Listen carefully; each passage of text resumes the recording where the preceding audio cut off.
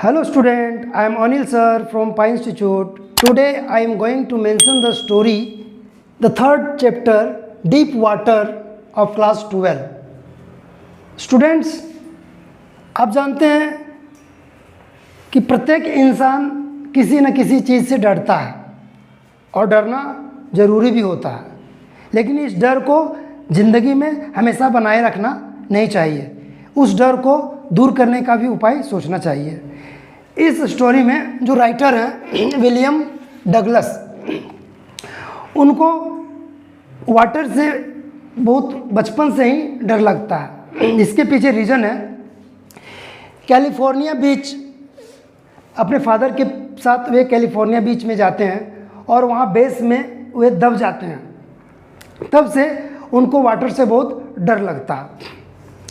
एक बार की घटना है कि जब वो YMCA, एक स्विमिंग पूल है, वहाँ पे जाकर किनारे, स्विमिंग पूल के किनारे बैठ करके वो देख रहे थे लोगों को नहाते हुए। तो स्विमिंग पूल की विशेषता ये थी कि कहीं कम गहरा था, कहीं अधिक। कम गहराई तरफ ये विलियम बैठा हुआ था और लोगों को नहाते हुए देख रहा था। इसी बीच एक उदंड टाइप का लड़का, 8-10 साल का मोटा तगड़ा लड़का पीछे से आता है और राइटर को, विलियम को उठाकर पानी में उछाल देता है। और जिस घटना की कल्पना भी नहीं किया था, उसने सोचा भी नहीं था, ऐसी घटना उसके साथ दोबारा घट जाती है और वह पानी में डूबने लगता है। और वाटर में डूबने का जो इनका एक्सपीरियंस है, इसी एक्सपीरियंस को अपने वर्ड्स में वो एक्सप्लेन करते हैं कि वो धीरे धीरे पानी के नीचे जा रहे हैं और उस पानी से बचने के लिए विलियम पूरी कोशिश करता है, पूरा हाथ पैर मारता है और चाहता है कि वह एट द बॉटम वाटर का आ जाए, स्विमिंग पूल के बॉटम, ऊपरी सतह में आ जाए बॉटम से, लेकिन ऐसा हो नहीं पाता है। वह नीचे की ओर चला ही जा रहा है। उसके हाथ पैर फूलने लगते हैं, सांस लेने में भी तकलीफ़ होने लगती है और ऐसा लगता है कि उनकी जान ही निकल जाएगी।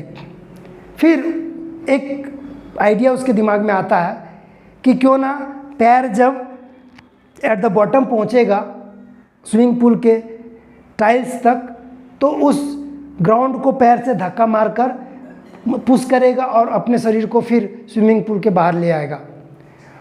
वह इसका भी प्रयास करता है, लेकिन वैसा हो नहीं पाता है और एक समय ऐसा पाता है कि बिल्कुल वो शांत हो जाता है और भय के दुनिया में भी वो शांतिपूर्वक इंतज़ार करता है कि अब मौत आने ही वाली है और वह मरने ही वाला है। लेकिन बाद में वह अपने आप को जब होश में पाता है तो वह स्विमिंग पूल के किनारे लेटा होता है और वोमिटिंग कर रहा होता है। कोई व्यक्ति उसको पेट के बल पर लेटाए हुए रहता है और पीठ को दबा करके उस जितना भी वो वाटर ड्रिंक किए हुए रहता है उसको सब बाहर निकलता है वोमिटिंग करके। तो इस घटना को वो बहुत ही सेंसिटिव ढंग से वर्णन किया है विलियम डगलस ने। और विलियम डगलस कहते हैं कि बचपन से ही जो ये वाटर का भय इसके जीवन में बना रहा, जिसके चलते इसका जो भी शौक़ था वाटर संबंधी, जैसे फिशिंग करना, मछली मारने जाना, बोटिंग करना, नाव चलाना और स्विमिंग करना, वाटर फ्लो में, स्ट्रीम में स्विमिंग करना, ये सब इसके जीवन को भंग कर दिया था। सारे उमंग चले गए थे। ये पानी के डर ने इन उमंगों को ध्वस्त कर दिया था। विलियम को बहुत खल रहा था, इन सब चीज़ की कमी हो रही थी, इसलिए इसने मन में ठान लिया कि अब मुझे इस भय को, इस फियर को किसी न किसी तरह से दूर करना है। इसलिए वे एक इंस्ट्रक्टर को, जो ट्रेनर होता है, जो स्विमिंग सिखलाता है, उसको हायर करते हैं और उनको ले जा कर के स्विमिंग पूल में तैराकी सीखते हैं। इंस्ट्रक्टर इसके लिए एक रस्सी उसके छाती के चारों तरफ बांध करके धीरे धीरे स्विमिंग पूल में उसको उतारता है और धीरे धीरे रस्सी छोड़ता है, और जो ही वह डूबने लगता है फिर रस्सी को खींच लेता है ताकि वह पानी में डूबे नहीं।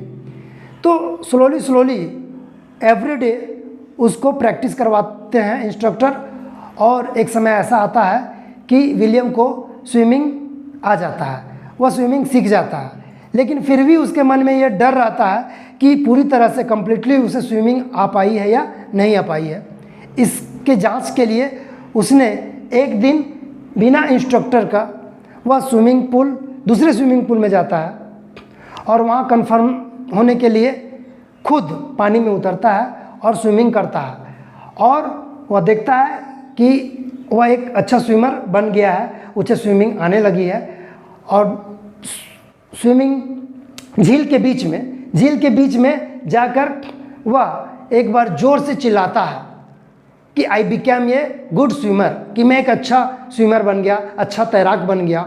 और उसकी आवाज़ें पहाड़ी से टकराती हैं और इक्को के रूप में आकर फिर प्रतिध्वनि के रूप में उसके कानों में गूंजते हैं कि वह एक अच्छा स्विमर बन गया है। तब उसे यह तसल्ली होती है कि उसे तैरना आ गया, वो तैरना सीख गया है। इस तरह से पानी के डर को वह हटा पाता है और अपने ज़िंदगी में फिर मौज मस्ती, सारे पानी से संबंधित जो उमंग है अपने जीवन में वापस ला पाता है। ये स्टोरी का समरी था।